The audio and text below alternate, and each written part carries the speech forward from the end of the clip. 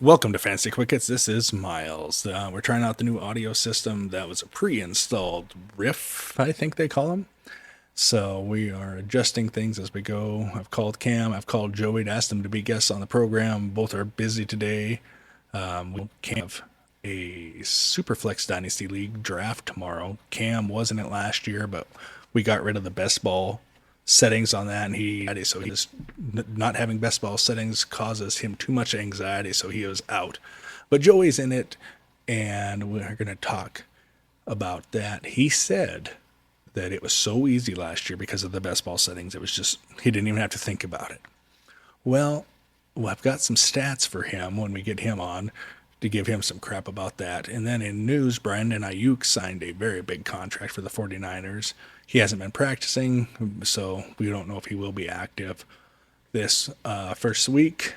But in bad news, Ricky Pearsall was shot in an armed robbery, and he is the rookie wide receiver for the 49ers. And it was, had a guy try to steal his Rolex allegedly, and then there was an altercation, and they say to just go ahead, if somebody's going to rob you, just go ahead and let them take your stuff. But I think he grew up kind of hard, and you just don't play that way. I would have a hard time not fighting for my things also. But we pray that there's all the like major organs were missed. I remember, was it Brian Robinson was shot a couple years ago in the buttocks, and he recovered and played that season. And I don't know if Ricky Pearsall will play again, but missing vital organs and everything, he might be back this year. You just never know. I mean, normal person gets shot, but these guys are freak athletes, and then there's a lot of money behind them. He was a first-round pick, so the 49ers will probably put more money into him. I know it sounds crass to say that, but it is a business.